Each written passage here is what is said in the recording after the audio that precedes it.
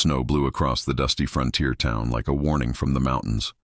Cold enough to cut through bone. But the cold wasn't the reason strangers stopped to stare that morning. No. The reason was the woman standing near the trading post, clutching a small cloth bundle in one hand and a thin gold ring in the other. Her dress was torn, her hair tangled by the wind, and her 3 children pressed against her legs as if afraid the world would swallow them whole. The youngest, a newborn, whimpered weakly in her arms, his tiny breaths forming ghosts of steam in the icy air. The woman's name was Ilara, and she had walked through 2 towns, 3 frozen valleys, and an entire night of blistering storm only to end up here, desperate enough to sell the last memory of her husband, a man buried beneath the very snow she had crossed. The wedding ring was all she had left of him. But starving children could not eat memories. People passed her without looking, pretending not to hear the baby crying. A few gave her pitying glances, but pity never fed anyone. Her son tugged at her coat and whispered that his feet hurt. Her daughter stroked the newborn's cheek to keep him warm.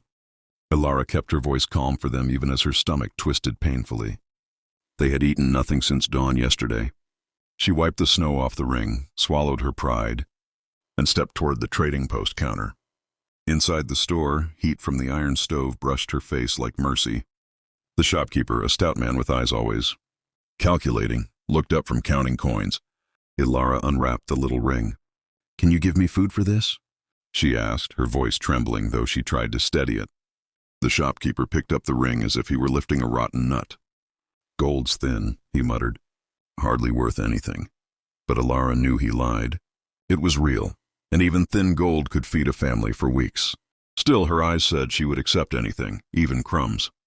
Her children stood behind her, wide-eyed, clutching each other. Just then, the shop door creaked open, and a gust of wind scattered snow across the floor. A tall man stepped inside, broad-shouldered, with a dusted coat, dark gloves, and a hat low over his eyes. He looked like the kind of man people stepped aside for. This was Rowan Hayes, the wealthiest rancher for miles, owner of more land than some counties. Most people feared him, others respected him, and some envied him. But no one ignored him. He approached the counter to buy supplies for his ranch hands. But when he heard Ilara's trembling voice, something in him paused. Rowan turned slightly, observing the scene. A woman too thin for winter, children too quiet for their age, a baby breathing with visible effort, and that ring, a symbol of love, grief, and survival, held out like a begging bowl. The shopkeeper smirked as if enjoying the bargain he would win. Rowan's jaw tightened. He spoke roughly but not unkindly. "How much are you offering her for that ring?" The shopkeeper stiffened. "Not your concern, Mr. Hayes." Rowan stepped forward, towering like a storm cloud. "It is now." He looked at Ilara, and she quickly lowered her gaze, ashamed. Rowan noticed her shaking hands and the bluish tint on her children's lips. He gently took the ring from the counter and inspected it. "This is real gold," he said softly, "and worth a lot more than whatever he was about to give you." Ilara whispered, "Please." "I'll take anything. My children haven't eaten." Her voice cracked on the last word. Rowan didn't answer at first. Instead, he reached into his coat and removed a leather pouch heavy with coin, more money than Ilara had seen in her life. He placed it in her hand. "Take this," he said. "Buy food. Get warm." Ilara stared at the pouch as if it were a burning coal. "I can't accept this," she whispered. "You don't even know me." Rowan shook his head. "I know enough." Still trembling, she tried to hand him her wedding ring. Rowan gently pushed her hand back. "Keep it," he said. "It's yours. Some things shouldn't be sold." Tears filled her eyes, hot, overwhelmed tears she had tried to hold back for days. The children looked at Rowan with awe and confusion, as if wondering why a stranger would help them. But Rowan wasn't finished. "Where are you going?" he asked. Ilara hesitated, embarrassed by the truth. "Anywhere we can find shelter," she murmured. "We were hoping this town might be safe." The town was many things, busy, noisy, greedy, but never safe. Rowan knew that better than anyone. He stepped back, studying her and her little ones huddled around her. Snow clung to her hair like frost flowers. Determination burned beneath her exhaustion. He respected that. "You shouldn't stay here," he finally said. "You won't survive a week." Ilara swallowed hard. "Then what do we do?" Rowan's answer came quietly, almost like instinct. "Come with me." The shopkeeper's eyebrows shot up. A few customers glanced over, whispering. Rowan ignored them. Alara blinked. With you? Rowan nodded. I have room on my ranch. Warm beds, food, work if you want it. Safety if you need it. You and your children won't struggle there. Alara's breath hitched. She had been disappointed by the world too many times to trust easily. Yet something in Rowan's voice, firm, steady, without pity, made her believe him. Her son tugged her sleeve. Mama, can we go?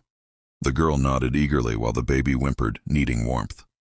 Alara met Rowan's gaze again, searching for any sign of danger. But all she saw was honesty, rugged, stubborn, but honest. Slowly she nodded. Yes, she whispered. We'll go with you. Rowan simply said, good, then reached for his coat to wrap around the children as they stepped outside. Snow swirled fiercely, but the cold no longer felt unbearable.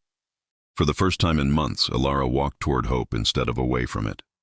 And that was how a starving family and a solitary rancher took the first step into a destiny none of them could have imagined. The journey to Rowan Hayes' ranch felt like crossing into another world. Snow covered the long trail, blanketing the earth in shimmering white. Rowan rode his horse beside Alara and her children, slowing his pace so they could keep up. Every few minutes he checked on them, sometimes silently, sometimes offering his coat when the wind cut too sharply. Alara noticed everything, the way he watched the horizon, the steady certainty in his voice, the quiet protectiveness he didn't try to hide. Her children noticed too. Her daughter clung to Rowan's coat as if sensing safety in its warmth. Her son walked proudly beside the horse, pretending he was a cowboy. The newborn slept more peacefully against her chest than he had in days. Hours later they reached Rowan's land, a wide expanse of snow-capped fields, wooden barns glowing with lantern light, and smoke curling from chimneys like welcoming hands. Ranch hands paused their work, surprised to see Rowan arriving with a woman and 3 children. Some whispered, wondering who she was. But Rowan simply dismounted and lifted the children gently, one by one with a care that spoke louder than explanations.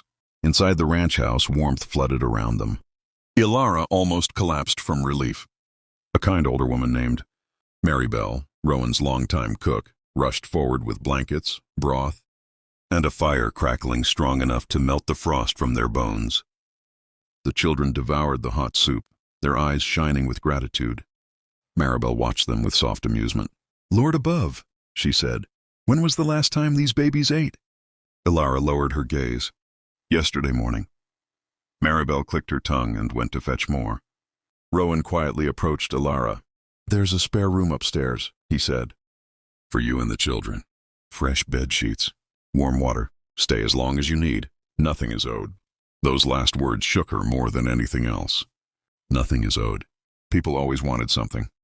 But Rowan didn't ask for labor, money, or even thanks. He offered shelter without expectation. That kind of kindness could break a person open. Later, when the children were finally asleep, curled under thick quilts, cheeks flushed with warmth, Alara stepped outside for air. The ranch stretched peacefully under the moonlight. The wind hummed softly through the cedar trees. Rowan stood near the fence, arms folded, studying the land. She approached hesitantly. I don't know how to thank you, she said. Rowan shrugged. Don't, but she continued. You saved my children. His expression softened. I just did what anyone should have done. She shook her head gently. Then you don't know people. Silence settled between them, the kind of silence that felt honest. Rowan finally said, You're safe here. Alara, that's all that matters. She looked up at him, trying to understand why a man with riches, land, and no need for strangers had changed their fate with a single decision. Why did you help me? She asked. Rowan looked at the snow, gathering his thoughts. When he spoke, his voice was quiet. Because I know what it's like to lose someone. And I know what it's like to wish someone, anyone, had stepped in sooner. Her breath caught. She understood without needing details. Grief recognized grief. Days turned into weeks. Alara worked in the barn with Maribel, helped tidy the house, and slowly regained her strength. Rowan taught her son to care for the horses, and the little boy blossomed with pride. Her daughter followed Maribel everywhere, learning to bake. The baby grew stronger too, rosy-cheeked and calm. Life didn't magically become perfect, but it became safe, peaceful, full of small joys they thought they'd lost forever. One evening at sunset, Alara found Rowan repairing a fence. She hesitated, then helped hold the wooden beam steady. When he finished, their hands brushed. Neither pulled away. Rowan cleared his throat. "I've been thinking," he said. "If you choose to stay, I'd be honored." Her heart fluttered painfully. "Rowan." He raised a hand gently. "No pressure. No expectations. Only if you want to." She looked back, toward the house, warm light glowing. Through the windows, her children laughing inside. Then she looked at Rowan, a man who had offered her shelter before asking her name. "Maybe," she whispered, smiling softly. "We already are home." Rowan's eyes warmed, not with desire, but with something deeper, steadier, more protective than words could hold. He nodded once, as if sealing a promise neither fully dared to speak. And from that day on, their lives intertwined, not because of wealth or need, but because kindness had stitched two broken worlds together. Fate had brought them together. Love would keep them there,